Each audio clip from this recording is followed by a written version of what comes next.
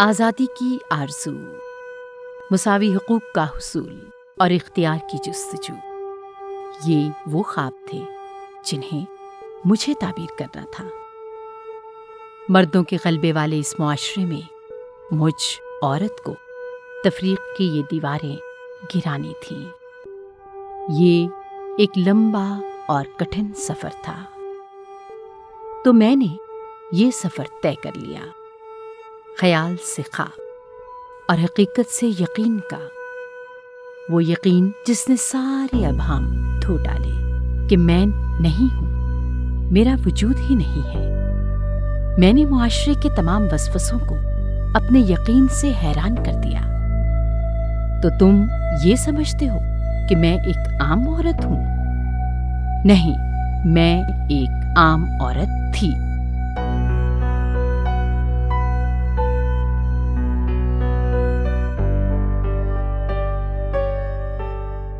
پسماندہ علاقے سے میرا تعلق، جہاں پر خواتین کی جو چیزیں ہیں، خواتین کے کام ہیں اور علاقے کے کام ہیں، وہاں پر اس طرح کی کوئی بھی چیز نہیں ہوتی تھی۔ میں اپنی فرینڈ سے کہتی ہوتی تھی کہ میرا بھی دل کرتا ہے کہ میں باہر نکلوں اور لوگوں کے کام کروں۔ خواتین کا یہ ذہن تھا کہ خواتین کو آگے آنا بہت مشکل ہے، تو میں یہ سمجھتی ہوں کہ اگر آپ اپنی فیملی کو لے کر چلیں، ان کو مطلب کانفیڈنس میں لیں، تو میرے خیال میں کوئی بھی علاقہ ہو، میں کہتی ہوں کہ مشکل کچھ نہیں ہوتی۔ نجمہ، نکھت، فوزیہ، رانا اور تحسین ایسی ہی عورتیں ہیں جنہوں نے مسائل کے بارے میں سوال کرنے کے بجائے مسائل کا حل بننا پسند کیا۔ مرد جو کہتے ہیں کہ عورتیں صرف گھر کا کام کریں، بچوں کو سنبھالیں، ان کے پیمپر چینج کریں، وہ دور نہیں ہے کہ عورت کو جو ہے نا گھٹ گھٹ کر مار دیا جائے، تو عورت اپنے فیصلے خود کر سکتی ہے۔ ہر فیلڈ میں یہاں پہ عورتیں ہیں، آپ کی جہاز بھی عورتیں چلاتی ہیں، آپ کی انجینئر بھی عورتیں ہیں، آپ کی ڈاکٹر بھی عورتیں ہیں، آپ کی سیاستدان بھی عورتیں ہیں۔ عورت کا تو جو ایک گھر سے باہر بھی ایک اسٹیپ لے لینا نا، وہ بھی بہت بڑی بات ہے۔ میں ان خواتین کو بھی اپریشیٹ کرتی ہوں، کم از کم کسی کے مسئلے کے حل کے لیے گھر سے باہر تو نکلی ہیں نا۔ اپنے نظریے، سوچ اور قوت کے ذریعے مسائل سے مواقع نکالنے کی حامل یہ عورتیں جانتی تھیں کہ ان کے مسائل کا حل طاقت کے محور میں ہے۔ اس عمل کو دیکھتے ہوئے عورت فاؤنڈیشن نے آکسفیم کے ساتھ مل کر ایک پروگرام ترتیب دیا، خواتین جو ہیں ان کو لیڈرز بنانا۔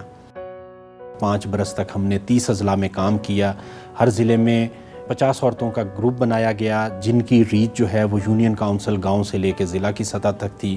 ان خواتین نے اپنی ماہانہ میٹنگز کے ذریعے مسائل کو دریافت کرنے کی کوشش کی، پھر اس مسئلے کے حل کے لیے منصوبہ بندی کی۔ اس علاقے کے ایکٹیو خواتین کے لیے وومن لیڈرشپ پروگرام کے لیے شروع کیا، تو انہوں نے نام جب پوچھا تو ہماری MLA صاحبہ نے اس میں میرا نام دیا۔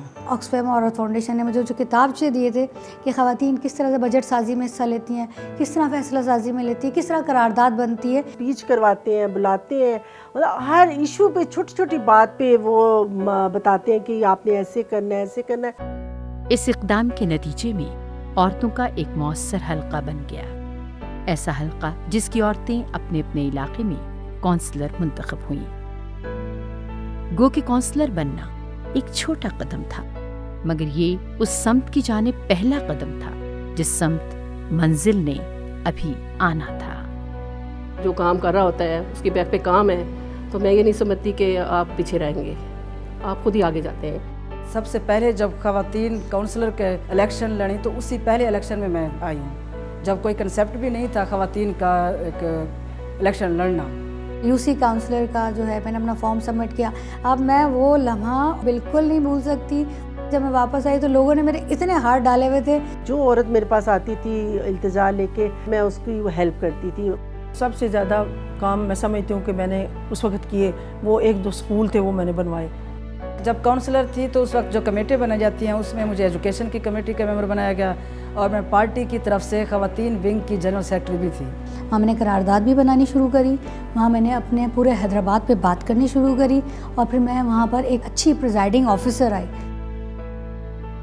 ایک بات جو ہمیں اپنے کام کے دوران بہت زیادہ محسوس ہوئی ہے کہ گاؤں کی سطح پہ، یونین کونسل کی سطح پہ، تحصیل یا ضلع کی سطح پہ جو معاملات ہیں ان کا حل ہمیں صوبے میں تلاش کرنا پڑتا ہے، یا پھر ہمیں قومی سطح پہ جو فیڈریشن ہے اس میں اس کا حل ہمیں ڈھونڈنا پڑتا ہے. تو اس کے لیے ہم نے اپنا اگلا قدم یہ اٹھایا کہ ہم نے ان عورتوں کو لنک کرنا ہے صوبائی اور قومی سطح پر موجود منصوبہ ساز اداروں کے ساتھ جہاں پہ ان مسائل کا حل موجود ہے اور جو خواتین ان مسائل کے اوپر آواز بھی اٹھا رہی ہیں. تو اسی لیے ان عورتوں کی مشاورت سے ہم نے ایک نیا پروگرام تشکیل دیا ہے جس کو ہم نے نام دیا ہے لسن کا. میرے ساتھ خواتین میں کہتی ہوں کہ ہزاروں کی تعداد میں کھڑی ہوئی کہ ہم آپ کے ساتھ ہیں. پھر اس سے مجھے کچھ جذبہ زیادہ پیدا ہوا کہ اب تو واقعی مجھے ایم پی اے کے لیے ضرور مجھے نا پیپر سبمٹ کروا دینے چاہیے. میرے ہسبینڈ مجھے لے کے گئے, ہم گئے بھائی موٹر سائیکل پر اور فارم ہم نے بھرا. پھر اتنے سارے آکسفیم کے لوگوں نے ہمیں اتنی ساری گائیڈ کی چیزیں. عورت فاؤنڈیشن آئی. جب کام کرتی رہی 10 سال تو وہ شاید ہماری قیادت اس کو نوٹ کرتی رہی. مجھے نہیں پتہ تھا کہ میں ایم پی بنوں.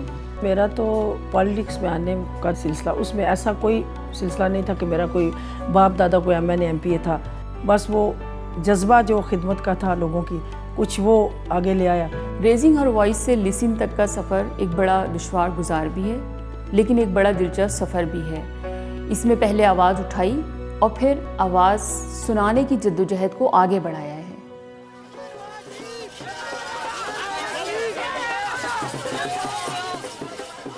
بے آوازوں کی آواز بننے کے عزم کے ساتھ ان خواتین نے اپنے سفر کا آغاز کیا. کوئی بھی سیاسی بیک گراؤنڈ نہ رکھنے والی ان خواتین نے نہ صرف ووٹ جیتے بلکہ دل بھی جیت لیے. کامیابی کا یہ لمحہ ایسا ہی تھا گویا وقت تھم سا گیا ہو. میری آنکھوں میں آنسو آ گئے اور میں بہت خوش تھی. مجھے لگا کہ میرے پاپا جی بہت خوش ہیں اور میرے ساتھ ساتھ ہیں. وہ ڈور کھلا تو اندر گئے تو یقین کریں کہ وہ کیفیت عجیب سی کیفیت تھی اور بہت خوشی. میں نے سب سے پہلے وہ اس سرزمین کو چوما کہ جس میں کبھی میرے گھر والے تو کیا کچھ تصور بھی نہیں کر سکتا. میں تو بہت دور کی چیز ہوں. جب میں نے جا کے وہ اوت لے رہی تھی میں اس کو پڑھنا شروع کرا تو میں اس ہر لائن پہ کہتی کہ یا اللہ مجھے کامیابی دینا کہ میں اس اوت پہ پوری اتروں. ہمارے لیے قابل فخر کی بات ہے وہ سب پرانی اسمبلی ہے. جب فاطمہ جناب بیٹھتی تھیں یا بڑے لوگ بیٹھتے تھے یا آج میں بیٹھی ہوئی ہوں. مجھے بالکل یہ محسوس ہوا کہ اب میری طاقت جو اور بڑھ گئی ہے. خواتین کے حقوق اور زیادہ اچھے طریقے سے میں ان کو دلوا بھی سکوں گی, منوا بھی سکوں گی اور قانون سازی بھی کروا سکوں گی. عورتوں نے عورتوں سے متعلق تصورات اور مفروضوں کو غلط ثابت کر دکھایا. عورتیں جن کی ذمہ داری کبھی صرف اپنے گھر کی دیکھ بھال تھی اب ان کے پاس اپنے ارد گرد کا خیال رکھنے کے مواقع ہیں جو ان کی زندگیاں بدل دے گا. جن کی صحت کی ضرورت ہے, جن کو تعلیم کی ضرورت ہے, جن کو پانی کی ضرورت ہے, ان لوگوں کے لیے اس طرح کی چیزیں فراہم کروں جو ان کی آئندہ نسلوں تک بھی کام آ سکیں. جو میں اچیو کرنا چاہتی ہوں گورنمنٹ کی طرف سے شاپس الاٹ کر دی جائے ان بیوہ خواتین کے لیے.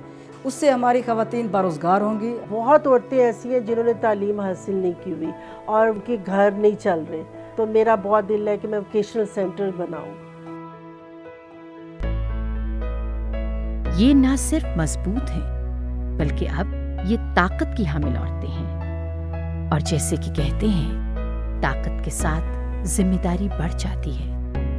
ٹیبل کے اطراف طاقت کے محور میں یہ کرسیاں ان عورتوں کے لیے ایک نیا آغاز ہے. یہی منزل ہے جو اپنی 5 سالہ جدوجہد کے بعد ان 5 خواتین نے پائی ہے.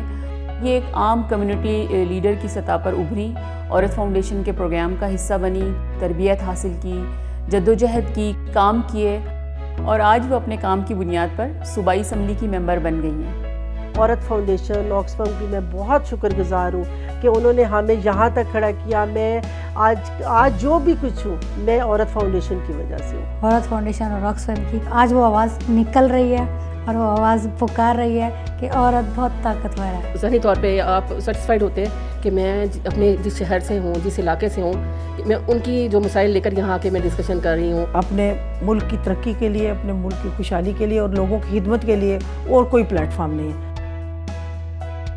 میں اس شخص کو کیا زندوں میں شمار کروں جو سوچتا بھی نہیں, خواب دیکھتا بھی نہیں. تو خواب دیکھنا جو ہے وہ زندگی کی علامت ہے, مگر اس کی تعبیر جو ہے وہ بڑی جدوجہد کے بعد حاصل کرنا پڑتی ہے.